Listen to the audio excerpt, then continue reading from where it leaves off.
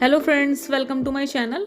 और आज हम पुरानी कुर्ती से एक बंजारा बैग बनाएंगे, थोड़ा झोला टाइप में बनाएंगे जिससे कि बहुत फंकी लुक दे। आप जीन्स के ऊपर, स्कर्ट के ऊपर, इसको आप किसी के ऊपर भी ले सकते हैं। इसके लिए जैसे कि मैंने बताया, पुरानी कुर्ती ली है और पुरानी कुर्ती के बॉटम वाले पार्ट से 11x11 इंचेस के हम दो पार्ट्स निकाल लेंगे, जिससे कि हम जो बैग का मेन पार्ट है उसको हम बनाएंगे और जो फ्लिप वाला पार्ट है उसको थोड़ा सा छोटा रखेंगे। तो 11 के अलावा मैंने उसको अराउंड 9.5 लिया है, 9.5 लिया है। तो उसके अकॉर्डिंग हम कट कर लेंगे फ्लिप वाला पार्ट, जिससे हम ओवरलैप करेंगे, जिससे हम जिप को या उसका जो अपर पार्ट होगा उसको ढकेंगे। और इसी कुर्ती से हमने जो स्ट्रिप है उसको भी निकाल लेंगे। स्ट्रिप मैं 2.5 इंचेस की ले रही हूँ और उसको जो कुर्ती का साइड वाला पोर्शन होता है, स्लिट वाला जो पार्ट होता है, उससे मैंने लिया है। और अप्रॉक्स 15 to 17 इंचेस का जो है मैंने जो स्ट्रिप की लंबाई है वो ली है।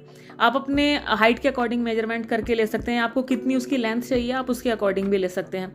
अब जो हमने मेन पार्ट कट किया था उसको थोड़ा सा हार्ड बनाने के लिए हम बुकरम का यूज़ कर रहे हैं। बुकरम को भी हम सेम साइज से कट कर लेंगे। सेम साइज में कट कर लेने के बाद जो मेन पार्ट है बैक का, उसके ऊपर हम इसको बीच से स्टिच करेंगे। बीच से हम इसलिए स्टिच कर रहे हैं क्योंकि जब मेन पूरी सिलाई इसमें लग जाएगी, पूरी स्टिचिंग हो जाएगी, तो इसको हम रिमूव कर देंगे। और ये अभी सिर्फ कपड़े को रोकने के लिए है कि ये बुकरम के साथ अटैच रहे और हमारी जो स्टिचिंग है उसमें फिनिशिंग रहे। बैक के अंदर जो लाइनिंग लगनी है उसके लिए मैं एक वाइट कलर का कपड़ा मेरे पास अवेलेबल था, उसको लगा रही हूँ। मेन पार्ट को और जो ये अस्तर लगाया है इसके बीच में हम जिप को जोड़ते हुए स्टिच कर लेंगे। जो मेन पार्ट है उसको हम उल्टी तरफ से रखेंगे, जिससे कि जो जिप है उसके अंदर की साइड चली जाए, और दोनों को हम स्टिच कर लेंगे। और स्टिच करने के बाद अब जो मेन बैक का पार्ट है उसको हम पूरा तीनों साइड से स्टिच कर लेंगे, क्योंकि फोर्थ साइड में हमने जिप लगाई है। तीनों साइड से स्टिच कर लेने के बाद जो ये अस्तर वाला पार्ट है इसको भी हम स्टिच करने के बाद इसको फ्लिप कर लेंगे, सीधा कर लेंगे। इसको सीधा करने के बाद जो लाइनिंग वाला पार्ट है इसको भी हम अंदर की तरफ कर देंगे। और ये हमारा बैग, अभी इसका जो मेन पार्ट है वो रेडी है। अब इसका जो फ्लिप वाला पार्ट है, जिससे कि हम इस जिप को ओवरलैप करेंगे या ढकेंगे, उसको भी हम रेडी करते हैं। तो उसके लिए भी दो पोर्शन लिए थे, जो मैंने बताया था कि अप्रॉक्स 9.5 इंचेस के लिए हैं। इसको तीन साइड से स्टिच करने के बाद सीधा कर लेंगे। और अब इसके अंदर भी हम लाइनिंग का यूज़ करेंगे। तो लाइनिंग के लिए वही मोटी वाली बुकरम मैं यूज़ कर रही हूँ। बुकरम को इसको अंदर की तरफ इस तरीके से हम इंसर्ट कर देंगे, और इंसर्ट करके जो फोर्थ साइड हमने ओपन छोड़ी थी उसमें भी हम स्टिचिंग कर लेंगे। स्टिचिंग करने के बाद अब इसको हम मेन पार्ट के साथ जोड़ेंगे, लेकिन उससे पहले हम उसकी स्ट्रिप भी रेडी कर लेंगे। स्ट्रिप को भी रेडी करने के लिए उसमें मैं बुकरम का यूज़ कर रही हूँ, और जो बुकरम है हमने 2.5 इंचेस से थोड़ी सी कम ली है, क्योंकि हम उसे उसके अंदर इंसर्ट करके लगाना है। और जैसे कि आप देख पा रहे होंगे कि बुकरम को मैंने अंदर रखा है और फिर दोनों साइड से कपड़े को मोड़ते हुए उसके ऊपर मैं स्टिचिंग कर रही हूँ। इसी तरीके से पूरी जो स्ट्रिप है वो रेडी कर ली है। अब जो बैक का मेन पोर्शन हमने रेडी किया था, उसके साइड वाले में जो आप बीच की स्टिचिंग देख रहे हैं उसको बिल्कुल सेंटर पॉइंट में रखते हुए हम इस स्ट्रिप को हम स्टिच कर लेंगे। और जब ये दोनों साइड से हम इन स्ट्रिप को स्टिच कर लेंगे, उसके बाद जो हमने वो ओवरलैप वाला जो पार्ट बनाया था उसको हम लगाएंगे। और इसको मैंने बहुत अच्छे से स्टिच किया है, जिससे कि सिलाई जल्दी से निकले ना। और जो अब मेन पार्ट है जिससे कि हम जिप को ढकेंगे, उसको भी हम इस तरीके से लगाते हुए देख पा रहे होंगे आप। तो इसको हम बिल्कुल कॉर्नर से स्टिच करेंगे, जिससे कि चेन के ऊपर भी स्टिचिंग ना आए और जो बाहर की तरफ भी स्टिचिंग ना दिखे। तो इसको हम पूरे अच्छे तरीके से सिल लेंगे, और बिल्कुल सीधी सिलाई लगानी है, इसमें कोई भी हमें इधर नहीं करना, पर यह है कि दोनों को एक इक्वल पार्ट में जोड़ते हुए हमें स्टिचिंग करनी है। जब ये स्टिच हो जाएगा, तो स्टिच होने के बाद ये हमारा बैग रेडी है। लेकिन अभी हमने जैसे बताया था कि इसको हमें बंजारा लुक देनी है, तो इसको हम बंजारा एसेसरीज के साथ डेकोरेट करेंगे। उसके लिए मैं मिरर्स ले रही हूँ, वुल ले रही हूँ। तो मिरर्स को पहले मैंने राउंड शेप में लिए हैं, उनको मैं एक फ्लावर का शेप देते हुए इनको पेस्ट कर लूँगी। आपको जो भी शेप अच्छा लगता हो, जैसे भी आप इसके ऊपर डेकोरेट करना चाहते हो आप वैसे रख सकते हैं, या आप जिस भी शेप के यूज़ करना चाहते हैं मिरर्स या जो भी कुछ चीज़ आप वो यूज़ कर सकते हैं। मेरे पास अभी ये सारी एसेसरीज अवेलेबल थी, तो मैं इन्हीं का यूज़ कर रही हूँ। मैंने मिरर लगाने के बाद जो है उसको वूल से कवर किया है, जिससे कि थोड़ा हाईलाइट हो जाए। और अब मैं कॉर्नर में मेरे पास ये बोहो लेस पड़ी है, तो मैं इसका यूज़ कर रही हूँ और इसको मैं पेस्ट कर रही हूँ। इसके ऊपर मैं स्टिचिंग नहीं कर रही हूँ, जिससे कि थोड़ा काम इजी हो जाए और ये पेस्ट भी अच्छे से हो जाते हैं।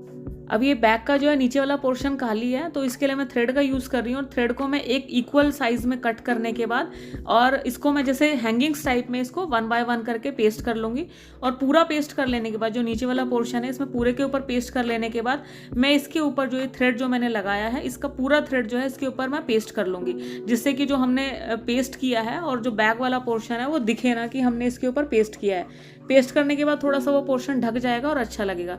अब मैं ये आर्टिफिशियल कॉडी शेल हैं जो प्लास्टिक के आते हैं मार्केट में, बहुत इजीली अवेलेबल हैं। मैंने ये सारी एसेसरीज जो हैं सदर बाज़ार और किनारी बाज़ार से खरीदी हैं दिल्ली के, तो आप वहाँ से ये सब परचेज़ कर सकते हैं। बाकी ये सब आपकी लोकल मार्केट में भी अवेलेबल होती हैं। फेवी बॉन्ड का या फेवी ग्लू का जो फैब्रिक ग्लू है इसका यूज़ कर रही हूँ, ये भी नॉर्मली आपको मार्केट से मिल जाता है। और ये सब कॉडी शेल लगाने के बाद अब ये ट्रायंगल मेरे पास मिरर हैं, इनको मैं कॉर्नर में पेस्ट कर रही हूँ, क्योंकि जहाँ भी जो भी पोर्शन मेरे को खाली दिख रहा है उसको मुझे फिल करना है और कुछ अच्छा लगे इस तरीके से फिल करना है। और फिल करने के बाद वही वूल से मैं इसको तीनों तरफ से कवर कर रही हूँ। इसी तरीके से चारों को कवर कर लेंगे। अब कॉडी शेल, बोहो की बात हो रही है और कॉडी शेल ना लगे, ऐसा कैसे हो सकता है। कॉडी शेल लगाएंगे। कॉडी शेल के लिए मेरे को ऊपर वाला जो स्पेस है वो खाली दिख रहा था, तो उसको मैं हैंग करते हुए बस एक साइड से मैं स्टिच करूँगी। हैंग करते हुए हम इसको पूरी लेयर में लगा देंगे। पूरी लेयर में मैं इसको एक इक्वल स्पेस देते हुए बिल्कुल सटा के, मतलब ज़्यादा गैप नहीं देंगे, बिल्कुल इक्वल स्पेस देते हुए हम इसको पूरी लेयर में लगा लेंगे और इसको बहुत अच्छे से स्टिच करेंगे। मैंने आगे पीछे बहुत अच्छे से स्टिच किया और बिल्कुल उसको लॉक कर दिया है। लॉक करने के बाद ये हमारा जो बैग है वो रेडी है। अब इसकी स्ट्रिप है वो अभी हमें रेडी करनी बाकी है, तो इसके लिए मैं फिर जो राउंड मिरर कवर होते हैं उनका यूज़ कर रही हूँ, राउंड मिरर का यूज़ कर रही हूँ, कॉडी शेल का यूज़ कर रही हूँ, कॉडी का यूज़ कर रही हूँ। और अब देखते हैं हम इनको कैसे यूज़ करते हैं। तो पहले मैंने राउंड मिरर का यूज़ किया है, उसको पेस्ट कर लिया है और उसको मैं कवर से कवर कर लूँगी। कवर को भी मैं फैब्रिक ग्लू की हेल्प से पेस्ट कर रही हूँ। और अब जो कॉडी है, आर्टिफिशियल कॉडी है, इनको मैं एक फ्लावर बनाते हुए पेस्ट कर रही हूँ और इसको हम फ्लावर बना लेंगे। और साइड वाला जो पोर्शन है उसमें मैं 2 कॉडी शेल का यूज़ करूँगी और मैं इनको उल्टी रख के स्टिच कर लूँगी। इसको मैं सुई धागे की हेल्प से अच्छे से स्टिच कर लूँगी। हम चाहते तो इसको पेस्ट भी कर सकते थे, पर चूँकि जो ओरिजिनल कॉडी शेल होता है उसका थोड़ा सा वेट हैवी होता है तो वो निकल जाता है अक्सर, तो इसलिए मेरे को ये लगा कि मेरे को इसको सुई धागे की हेल्प से स्टिच करना है। और इस तरीके से 1 बाय 1 करके मैंने फ्लावर बना ली और 2-2 करके कॉडी शेल लगा लिए हैं। अभी हम बंजारा बैग बना रहे हैं और उसमें वूल टसल ना लगे, तो ऐसे कैसे हो सकता है। तो उसके लिए मैंने वूल का यूज़ कर रही हूँ टसल बनाने के लिए।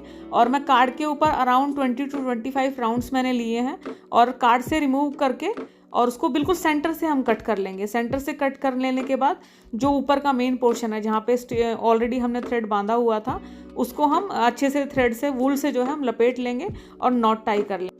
उसको बांधने के बाद जो इसमें एक्स्ट्रा वूल जो बाहर निकली हुई है बिल्कुल उसको इक्वल शेप में हम कट कर लेंगे। इसी तरीके से मैंने 3 रेडी कर लिए हैं। आपका जैसा मन हो, ज़्यादा बनाना चाहते हैं आप ज़्यादा भी बना सकते हैं। अब जो थ्रेड मैंने नीचे हैंगिंग में लगाई थी उसी थ्रेड का मैं यूज़ कर रही हूँ और इसको हम इसके जो हमने टैसल बनाया इसके अंदर इंसर्ट करते हुए बांध लेंगे और जो एक्स्ट्रा थ्रेड है उसको कट कर लेंगे।